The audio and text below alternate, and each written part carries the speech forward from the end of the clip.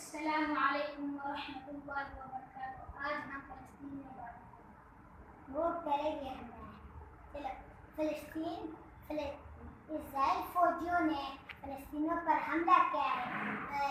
چھوٹی عید سے پہلے اور رمضان سے بھی پہلے رمضان کے دوران اسرائیل فوجیوں نے حملہ کیا، والدین کو مارا، بچوں کو مارا، کسی کو زخمی کیا، کسی کو گن لگی، کس کو قتل کیا، سب کو مارا ادھر۔ لیکن لوگوں نے کہا آپ ہم سے بیت المقدس نہیں چھین سکتے۔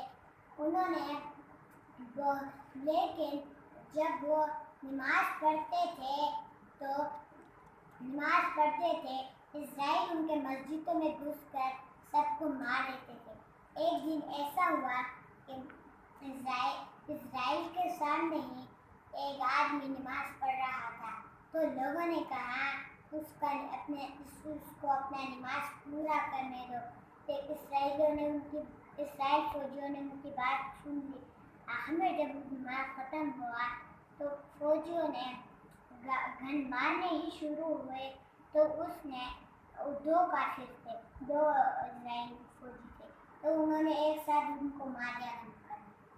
اور یہ ایسے ایک دن ہوا کہ دو اسرائیل تھے اور ایک فوجی تھا، اس نے قمیص اتاری تھی، تو اچانک سے اور ایک اسرائیل فوجیوں نے اس کا ہاتھ اس طرح پکڑا ہوا تھا، اس نے پتہ نہیں کس طرح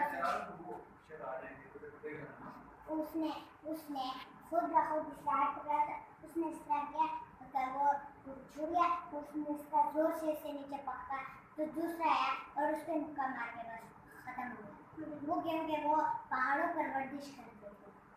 وہ دیکھو وہ دشمن کس سے ہوتے ہیں، کس نے حوالے کیا ان کو؟